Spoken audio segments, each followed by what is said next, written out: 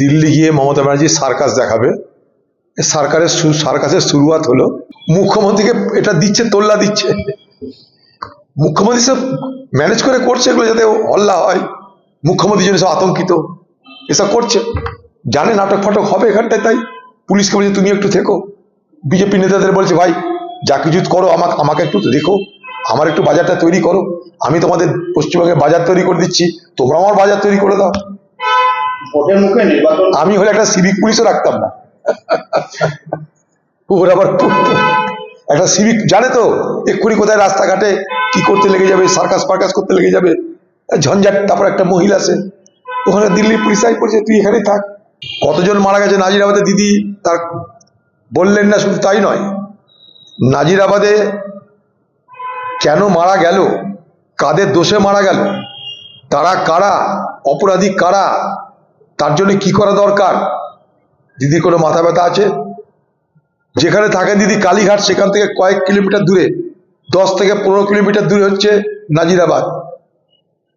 সেই নাজিরাবাদের মানুষগুলো আগুনে জ্বলে পুড়ে খাঁক হয়ে মারা গেল, দেহ নাই, অংশ নাই, কিছু নাই, ছাই হয়ে গেল, ছাই হয়ে গেল। দিদির তাতেও মাথা ব্যথা হলো না,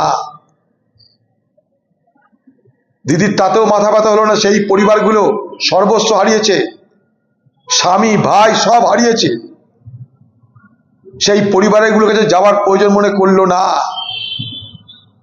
এবং আইন ভেঙে, নিয়ম ভেঙে তৃণমূলের লোকেরা, তৃণমূলের নেতারা পয়সা খেয়ে এই ধরনের গোডাউন করার লাইসেন্স দিচ্ছে, যেখানে দাহ্য পদার্থ ভর্তি হয়েছিল, অথচ তার বিপদ হলে সেখান থেকে আগুন নেবানোর কোনো ব্যবস্থা ছিল না।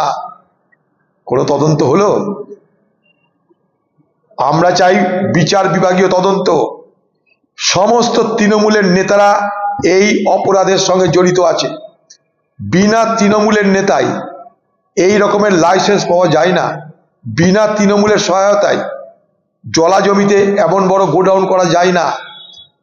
নাজিরাবাদে দিদি যাওয়ার সময় পেল না, দিল্লিতে হাজিরা দিতে গেছেন নির্বাচন কমিশনের কাছে। দিদি নাজিরাবাদে নাই, দিদি দিল্লিতে নির্বাচন কমিশনের কাছে হাজিরা দিতে গেছেন। দিদির এই বহুরূপী চাল বোঝার চেষ্টা করবেন। দিদির দরকার ভোট।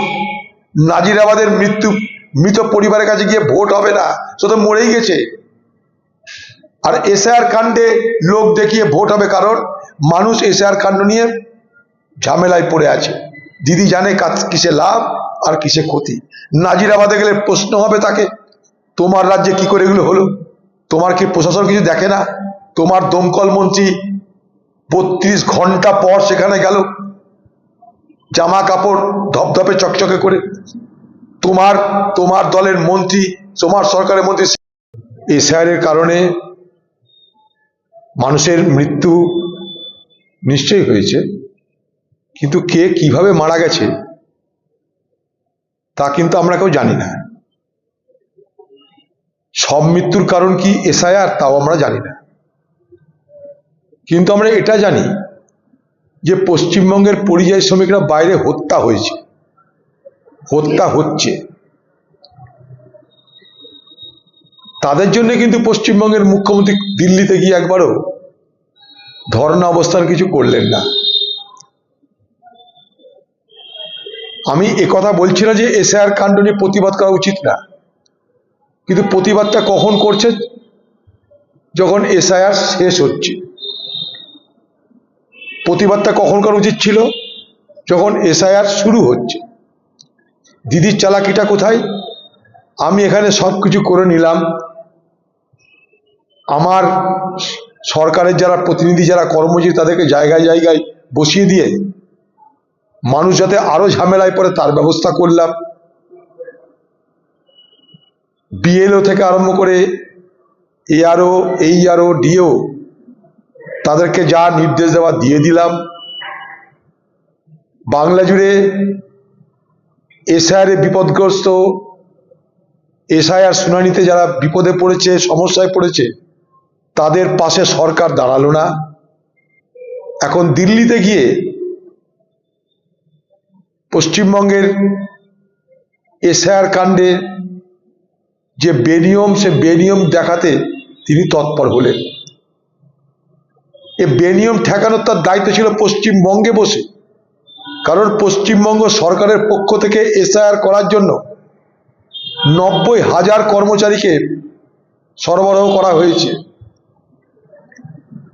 তাই মুখ্যমন্ত্রী আগামী দিনে দেখাতে চাইছেন যে বাংলার মানুষের ভোট অধিকার প্রতিষ্ঠিত করার জন্য তিনিই একমাত্র চিন্তা করলেন, আর কেউ করলেন না। অথচ এই এসআইআর পশ্চিমবঙ্গে শুরু হয়েছিল মমতা ব্যানার্জির সহযোগিতায়। তার নির্দেশেই তার সরকারের কর্মচারীরা নির্বাচন কমিশনের কাছে ট্রেনিং নিলেন কেমন করে এসআইআর করতে হয়। তার দলের লোকদের বুথে বুথে পাঠালেন যাতে একটা লোকও বাদ না যায়। আমি তো দাবি করেছিলাম যে দুয়ারে যদি সরকার হয় তাহলে দুয়ারে এসআইআর কেন হবে না? বাংলার মুখ্যমন্ত্রী কি পারতেন না? আপনি করেননি। আপনি চেয়েছেন সমস্যা হোক এবং আপনি সমস্যা আরও তৈরি করছেন। তারপর সমস্যা তৈরি করে সেটাকে আপনি দেখাবেন যে আমি ঠিক করলাম।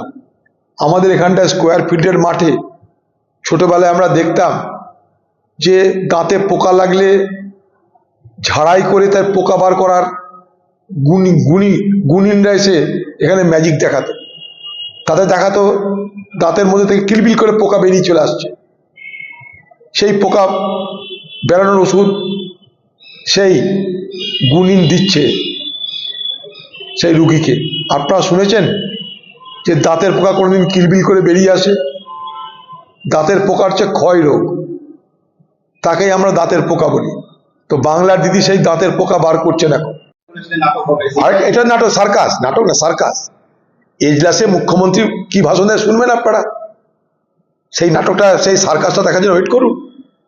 উনি বলছেন আমি সওয়াল জবাব করব, আবার সঙ্গে কপিল সিবালকে রাখছেন কেন? তাহলে কে সওয়াল জবাব করো? তাহলে আমি বলছি দিদি নিশ্চয়ই ওকালতি পাস করেছে, সে টুকে হোক জালি সার্টিফিকেট নিয়ে হোক, পাস নিশ্চয়ই করেছে।